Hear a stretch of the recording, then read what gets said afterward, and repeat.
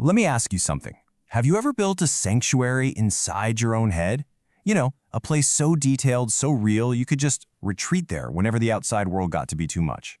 Well, today, we're diving into the stories of Chen Chuncheng, a writer who is an absolute master at mapping these inner worlds, and who asks the tough question, what happens when those worlds smash right into reality? This quote right here, this is pretty much the beating heart of all of Chen's work. It's that ultimate dream of freedom, isn't it? Having this limitless world inside you that's like the perfect escape hatch. It's a place where you're the captain and all the rules of the real world, its judgments, its gravity, they just don't apply. And this idea just comes roaring to life in his story, Submarine at Night. We meet this young boy, our main character, Chin Tona. And for him, the world isn't just stressful. It's a place that just fundamentally doesn't get him. It's a place he needs to escape from. I mean, look at his life. It's like a checklist of disappointment. He can't seem to focus in school, so his grades are just awful. His parents are worried sick, constantly trying to figure out what's wrong with him. And to the other kids, he's just that weirdo who's always off in his own little world.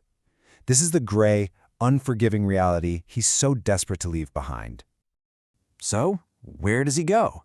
Well, it's not just some simple daydream. Oh no, his escape is this meticulously engineered, fully realized, alternate reality that he builds for himself piece by piece every single night. He builds a submarine. And just look at the detail here. This isn't just fantasy, it's practically an engineering project. He's got detailed schematics drawn on the backs of his notebooks. His bedroom, that becomes the cockpit. His desk is now the control panel. He even sets the time. It's 1997, and he's on a specific mission to search the oceans for his grandfather, an oceanographer who was lost on an expedition. And it all starts with just one word: go. This is where you really see the stark contrast, right? On one side, you've got his reality, a failing student. But in the submarine, he's Captain Chan, totally capable and in command. The constant worry from his parents is replaced by the loyal companionship of his first mate, who happens to be Pikachu. He's not that lonely kid anymore. He's a bold explorer plumbing the absolute depths of the Marianas Trench. It's a total reinvention of himself. So, this inner world is his fortress. It's perfect. It's safe. It's his. But, you know, no fortress is ever really impenetrable, is it? What happens when the very world you're escaping from finds the door to your sanctuary and decides to break it down? Because every dream, especially one this vivid and this powerful, it always comes with a price. And maintaining this incredible inner world starts to take its toll, not just on him, but on the people who love him. And that leads to this inevitable, really painful collision. And then you have the moment where everything just shatters. His parents find the notebooks, the ones filled with all the submarine blueprints. But they don't see creativity. They don't see this brilliant imagination at work. They see their worst fears realized. Proof that their son is sick, that he's lost in what they call pathological delusions. And all their worry and fear becomes this mirror, forcing him to see his beautiful, amazing world as something broken. So he makes a choice, a heartbreaking choice. To calm his parents' fears, to just try and be normal, he performs this act of self-banishment. He literally imagines his own imagination leaving his body, and he just watches it float away like a blue comet. He sacrifices his entire inner world for the sake of peace in the outer one.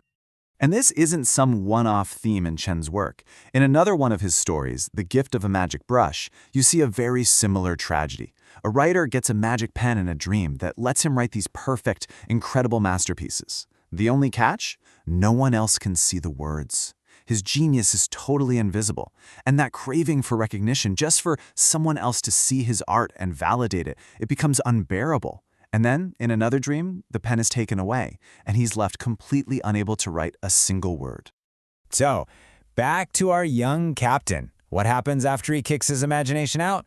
Well, he gets what his parents wanted. He becomes normal. But the echo of what he lost, that haunts him for the rest of his life.